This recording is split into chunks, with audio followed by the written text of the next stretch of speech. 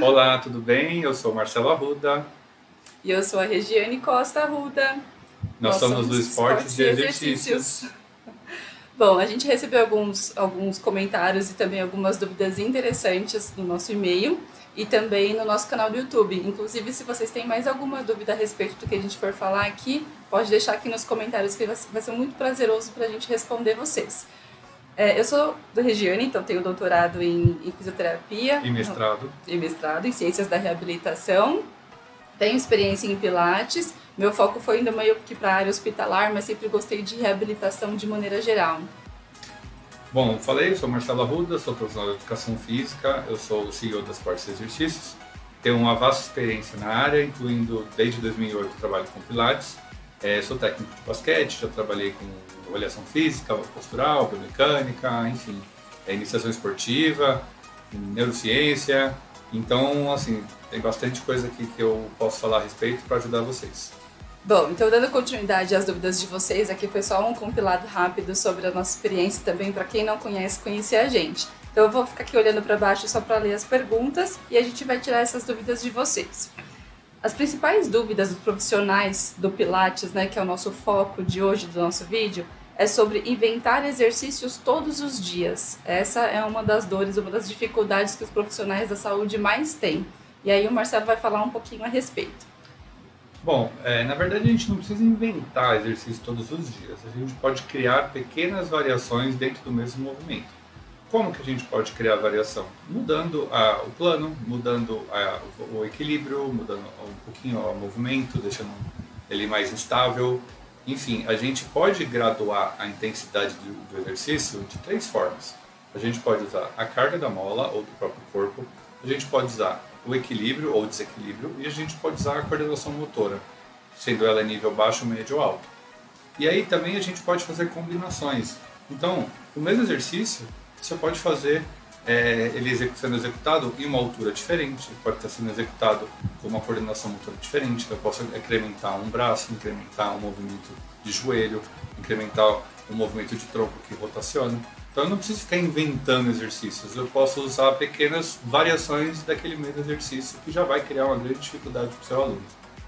Interessante isso, né?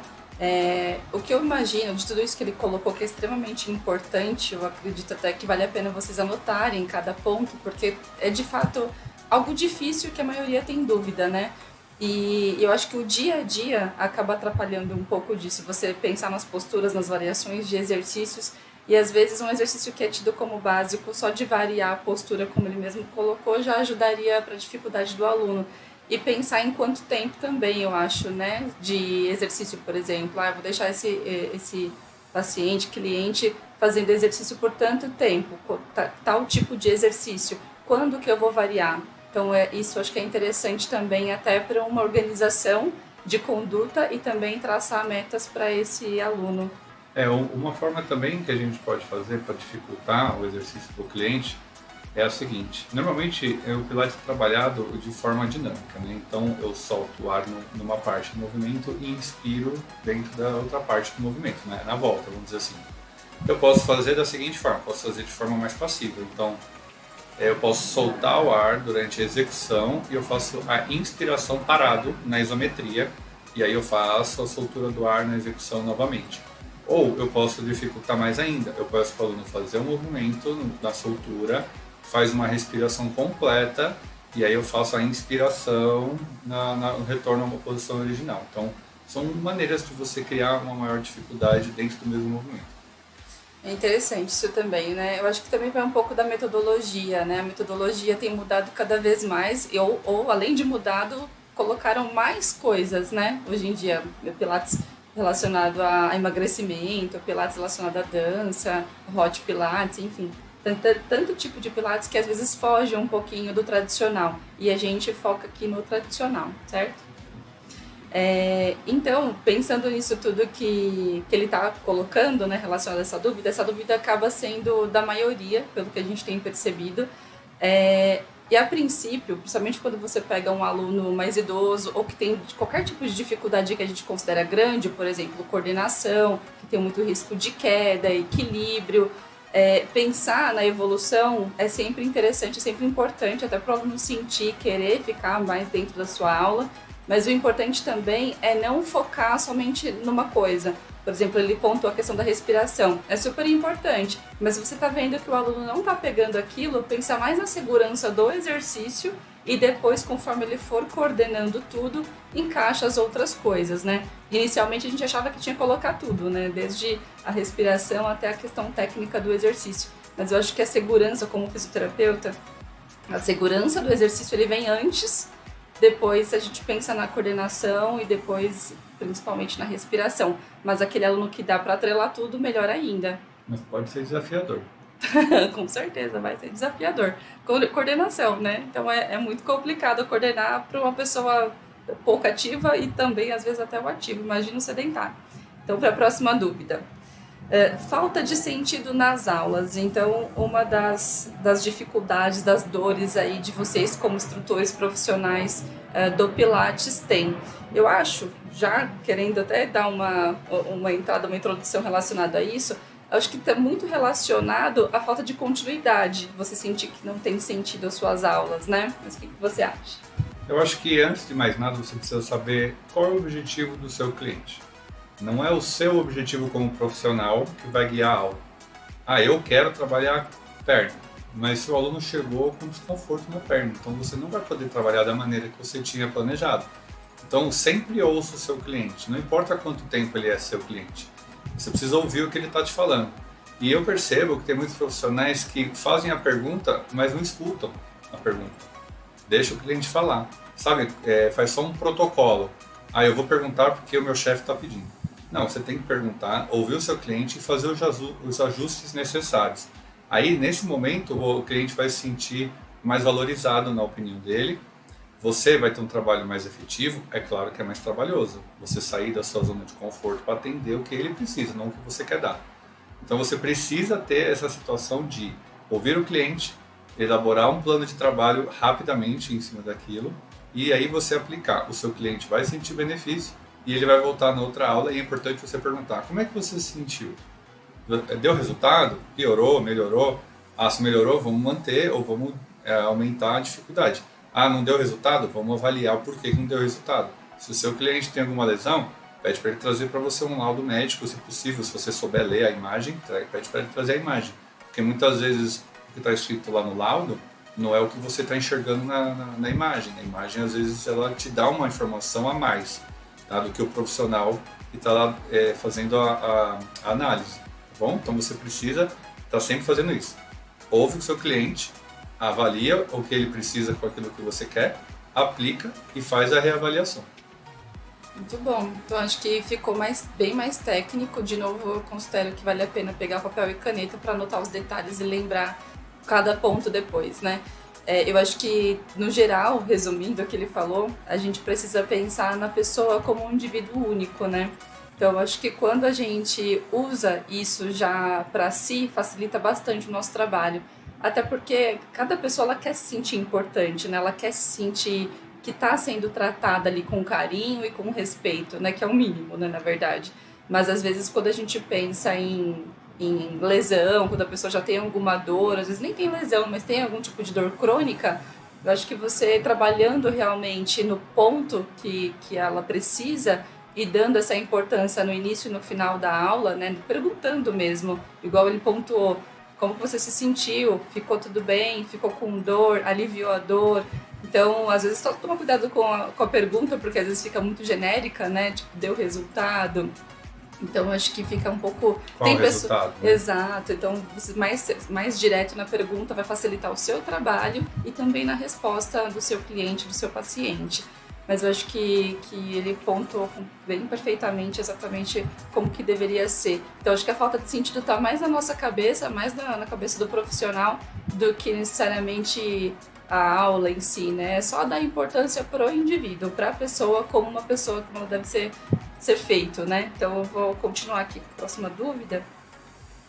Insegurança por não saber trabalhar com pessoas com dor e lesões. no meu ponto de vista, que é um pouco mais complicado para a gente conseguir responder, mas porque são questões de pontos de vista, né? Mas eu vou pedir para o Marcelo começar e aí eu falo o meu ponto como fisioterapeuta. Então, aí a gente volta na primeira questão, que é ouvir o seu cliente, porque ele tem uma patologia, então ele já tem uma insegurança, você tem que passar uma segurança para ele, e mesmo depois da aula, ele tem que sair daquela aula se sentindo seguro de que vai funcionar. Então você precisa, durante a aula, dar alguns alertas para ele de que o organismo responde cada um de uma forma diferente. Então é possível que depois da aula ele se sinta pior, mas com o passar do tempo vai melhorando. Ele pode sair igual, ele já pode sair sem dor alguma. Tá? O mais importante é você fazer a avaliação. Então essa questão de patologia, ela é muito complicada de colocar assim em poucas palavras. Né? Então nós temos um curso de patologias, tanto de coluna, quanto um outro curso separado para várias articulações do corpo, exceto coluna, que a gente vai deixar aqui embaixo para vocês poderem consultar caso haja interesse, tá? Mas assim, a grosso modo a pessoa está com dor, precisa investigar se ela está em um pico de dor. Ela está com inflamação local? Porque o que o organismo ele faz na hora do exercício? Ele se inflama. É o que o treinamento procura. Ele vai ser inflamado para que você tenha melhoria, para que você tenha a parte hormonal, secreção de hormônios bonitinha, a parte do cérebro entender o que está acontecendo ali naquela região e dar uma atenção para que aquele tecido seja regenerado. O problema é, se já houver uma inflamação naquele local e você provocar uma inflamação na inflamação, aí você vai piorar muito o seu cliente. Tá? Outra coisa que você precisa fazer, se a pessoa está com dor local, você não vai trabalhar na região, você vai trabalhar ao redor da região, principalmente com mobilidade. Evitar fazer grandes esforços, evitar fazer grandes apoios, evitar fazer grandes alongamentos. Eu vou trabalhar mais a mobilidade daquela região. Eu já tive caso de uma aluna que chegou para mim parecendo aqueles robozinhos que não flexiona o joelho, né, andando com um passinho assim de lado, e foi fazer uma aula. Ela ficou 40 minutos dos 55 deitada no solo, e no princípio ela falou assim, poxa vida, eu vim fazer aula de pilates, de aparelhos, e eu fiquei 45 minutos no solo. Mas ela comentou para mim depois assim, a hora que eu levantei eu estava com muito melhor sintomas do corpo, estava melhor, me sentindo muito melhor, estava aliviada. Tá? Então a gente precisa estudar e sempre esclarecer para o aluno o que você está fazendo.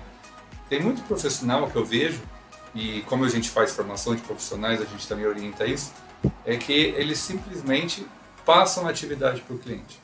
Não sabe por quê, não sabe aonde, não sabe como, qual é o objetivo. Você precisa ser claro com o seu cliente, principalmente aqueles que são mais suscetíveis a algum tipo de problema. Os que têm dor, os idosos, as gestantes, você precisa estar deixando claro, passar uma segurança, tá? E para você garantir que o cliente fique próximo a você, você precisa estar próximo a ele.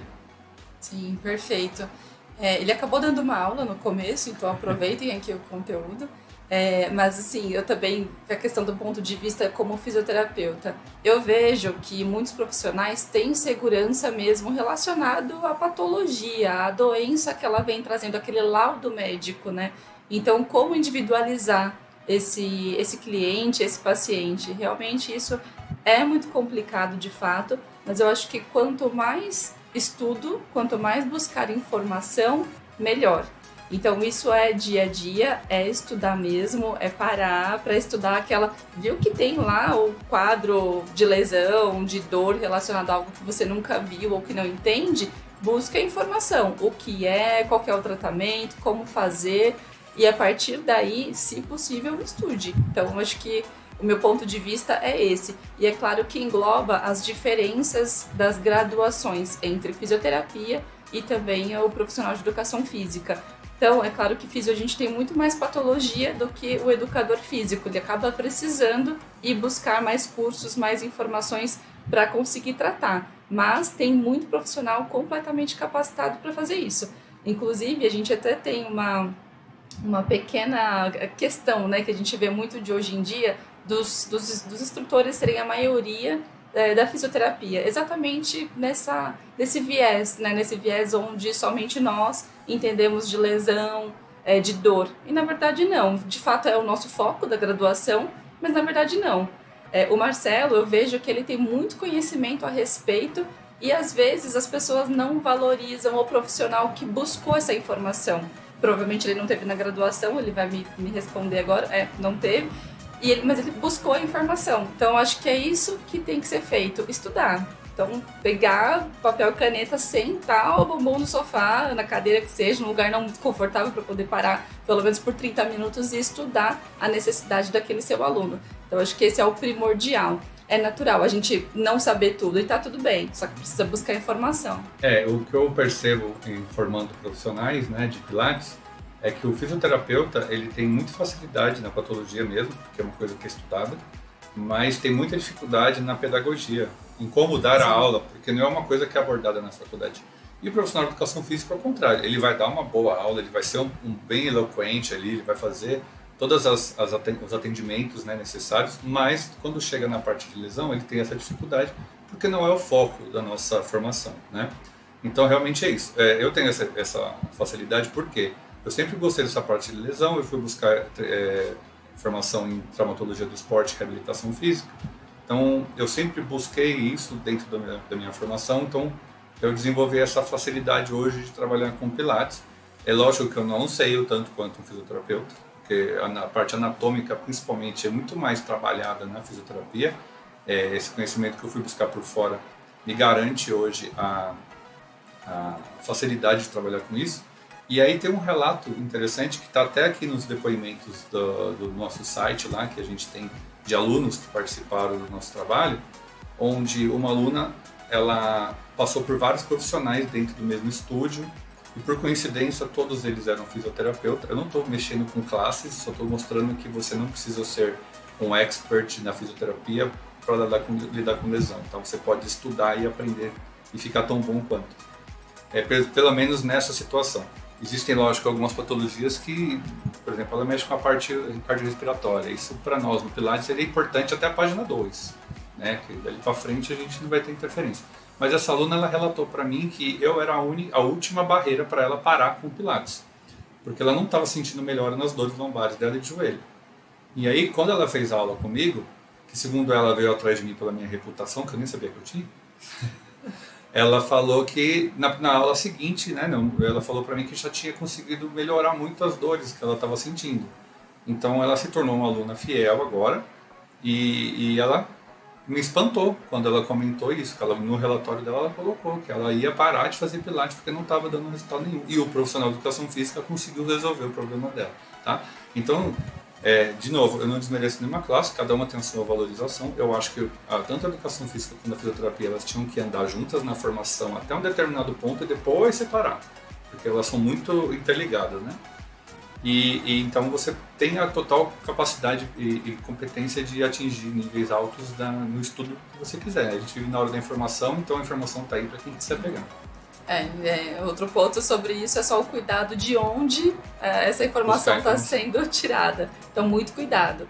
Uma dica, né, pensando em dicas, já que a gente está tirando dúvidas de vocês relacionado a lesões e dores, eu acho que também o principal é buscar informação do que não fazer.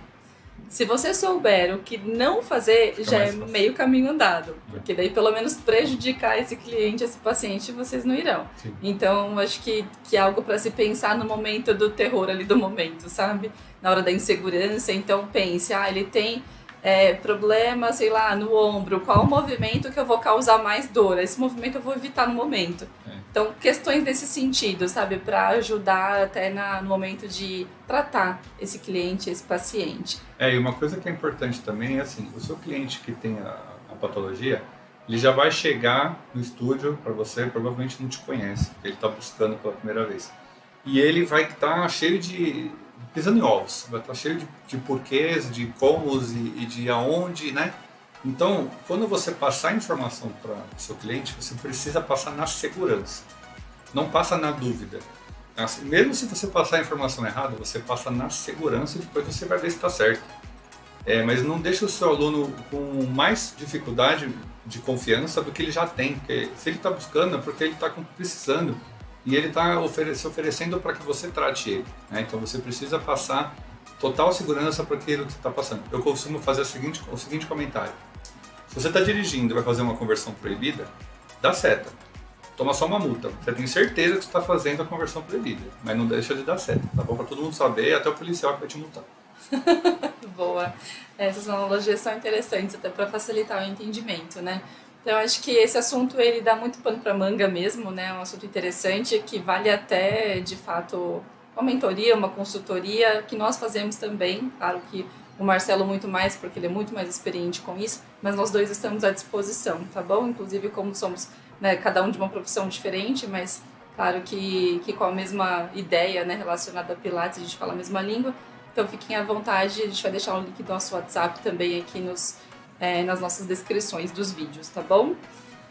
Então, de novo, realmente é um assunto que talvez perdure ali por mais outras dúvidas, né? Às vezes acaba até individualizando cada cliente, cada paciente. Então, caso tenham relacionado a algo muito mais específico de lesões, de dores, a gente também pode trazer aqui para vocês. É só deixar nos comentários. Então, a última questão, a última pergunta, né? Que mais apareceu, né? Que mais apareceu exatamente porque são várias. A maioria dos instrutores, dos profissionais de Pilates sempre falam que tem um sentimento de não saber o próximo passo no momento da próxima aula. Então, o que eu dou? O que eu faço com aquele cliente ou que acabou de começar ou que já está há algum tempo fazendo Pilates conosco, né? Qual que é o próximo passo? O que eu faço no dia seguinte, né? Na próxima aula? Então, vamos pensar assim. O cliente chegou para você hoje. São 2 momentos que ela falou, né? O cliente acabou de chegar. Então, primeiro você vai conhecer. Isso vai levar mais ou menos de 3 a 4 aulas para você conhecer aquele cliente. Por quê? Porque ele vai passar pelos equipamentos, né? Então, ele vai passar pelo Cadillac, pela Chair, pelo Reformer e pelo Barrel. Embora o Barrel não seja o equipamento, ele é muito grande, então dá para colocar mola, ele é um acessório, mas a gente considera ele como parte fundamental do trabalho. Mais que a bola, mais que a meia-lua, né? Enfim. Então a gente está conhecendo esse aluno. A gente vai conhecer a questão de carga, a questão de equilíbrio, de coordenação motora, de ritmo, de postura mesmo, porque tem alunos que são mais chorosos, tem alunos que são mais desafiadores, enfim, a gente vai começar a conhecer. E a partir daí a gente vai sempre tentar incrementar um pouquinho a mais. Lembra que eu falei no começo, são 3 maneiras da gente começar a dificultar para o cliente: carga, equilíbrio e coordenação. E aí eu vou começar em algum momento onde o aluno vai me responder quando eu vou fazer esse tipo de mistura, tá? Então, essa é a parte iniciante. O avançado, você já conhece aquele cliente e aí você vai começar a mudar, às vezes, o plano. Então, você está fazendo o exercício deitado, de barriga para cima, né, dorsal. Então, depois você vai fazer o exercício com apoio numa perna só, já estou graduando. Eu vou fazer o exercício pendurado no trapézio do Cadillac, beleza? Eu estou graduando de novo. Vou fazer em decúbito lateral, apoio o cotovelo, depois eu apoio a mão, e aí eu vou evoluindo, vou aumentando o centro de gravidade dele. Faço em 4 apoios, eu faço com 4 apoios, mas com o joelho estendido. Então eu vou evoluindo, eu vou graduando. Então o próximo passo, ele tem que ser sempre um pouquinho a mais do que foi antes. Se o seu cliente precisou faltar por alguns motivos, aí é igual o joguinho de tabuleiro, sabe? Que você cai na casa e fala assim, retorne 2 casas. Aí você volta um pouquinho para o seu cliente ter uma aula prazerosa, não ficar dolorido no dia seguinte lembrando da sua mãe, né? Ele tem que lembrar só de você, porque ele vai acabar de novo ganhando a confiança no seu trabalho, tá? Então é importante isso, você fazer uma análise agora. Mas eu tenho muitos clientes. Anota no papel, não precisa anotar o conteúdo inteiro, então você vai lá e coloca assim, aula no Cadillac, com ênfase em equilíbrio, propriocepção e força de membros inferiores. Então você já sabe o que você trabalhou. Então na próxima aula você não precisa trabalhar exatamente isso. Você pode trabalhar ênfase agora em abdominal e membros superiores, mas faz a manutenção em perna. Então eu posso trabalhar, dependendo do seu objetivo, se for uma bailarina, por exemplo, eu vou trabalhar com uma parte de propriocepção, alongamento e estabilidade de joelho. Porque muitos bailarinos têm muita força, mas o joelho é instável. Se for um atleta de qualquer modalidade, adequa para o esporte dele. Se for uma pessoa só de manutenção de qualidade de vida, trabalho global e aí você foca no que ele gosta mais, tá? Se for um idoso, mesma coisa, dá exercícios que são mais funcionais, né? Que tragam a função do dia a dia dele mais facilitada. Excelente. Eu acho que realmente vai muito de cada aluno, cada paciente que vocês terão, mas eu acho que para início o que ele falou faz todo sentido. É uma dificuldade que de fato faz perder aluno, eu já percebi isso. Inclusive, os clientes já chegaram e falaram, olha, eu parei o Pilates uma vez porque eu não senti evolução. Não é nem questão assim de, melhorou minha dor, melhorou o meu sintoma X. Foi mais a sensação de não sentir que estava evoluindo. ou excesso de repetição. De repente, acabou fazendo sempre o mesmo exercício naquele mesmo aparelho. Então, eu acho que ter uma organização para cada cliente, paciente é interessante, como acaba voltando um pouco do que a gente já estava falando relacionado a dar a importância para cada ser humano, para cada indivíduo, tratá-lo com respeito e tentar sentir que realmente aquele cliente está evoluindo da maneira que ele que seja visível, né? Que ele queira também. A questão de bailarinos, eu vou acabar comentando um pouco mais, porque eu sou bailarina, formada e tudo mais, então acho que é algo interessante para se falar. Só um adendo, que nós, geralmente, a gente tem muito alongamento, e o Pilates, um dos maiores focos é o alongamento. Então, eu já deixo aqui uma outra dica relacionada a esse público em específico, onde eu cheguei a fazer uma pesquisa de campo na época da graduação, onde os maiores lugares de lesão dos bailarinos de maneira geral são joelho, tornozelo e coluna. Por motivos óbvios, né? Principalmente balé clássico, a gente acaba não fortalecendo como deveria, então a gente tem muito alongamento, tem até uma certa resistência boa, mas na hora da força é muito complicado. Então, trabalhar o Pilates com bailarinos, se vocês é um desafio, pensa no fortalecimento deles. Aí para eles aí sim que vai ser um baita de um desafio. Então é interessante. E muito foco nessas articulações, fortalecimento de coluna, né, que acaba pegando abdominal e coluna, joelhos de maneira geral e tornozelos. Isso vai trazer bastante benefício para eles, seja homem, seja mulher. Tá? E se vê que eles têm pouco alongamento, que é uma minoria, né, flexibilidade diferente de alongamento, né, isso é uma outra conversa. Também é um momento de se trabalhar com esse também. Mas, de qualquer maneira, o fortalecimento é uma dica muito grande aqui para essa população em específico. E se por acaso vocês tiverem uma população que vocês queiram saber melhor como trabalhar, de novo, a gente está aqui à disposição, é só deixar nos comentários as principais dúvidas que a gente está sempre buscando, trazer conteúdo aqui bem relevante para o dia a dia de vocês e para melhorar o profissional, que vocês consigam mais alunos cada vez mais. Tanto como profissional, como também donos de estúdio, tá bom? Então a gente tem o foco também no empresário, no gestor ali dos estúdios também. Mais alguma coisa? Não, é só isso mesmo. Eu acredito que as principais dúvidas que apareceram, elas, se não foram completamente sanadas, nos deixem saber. Faz um comentário aqui embaixo se você acha que a gente falou alguma groselha, alguma besteira. Vamos discutir civilizadamente, né? A gente pode discutir, porque eu acho que o confronto ele é sempre importante, né? Ou a afronta não, mas o confronto sim. E aí a gente pode ir buscando um caminho mais coerente aí, se vocês acham que não tem a ver com o que a gente comentou, tá? Não esqueça de se inscrever no canal e dar aquele joinha para ajudar a gente a trazer mais conteúdos como esse, né? Já temos aqui quase 30 minutos de vídeo, olha só que beleza.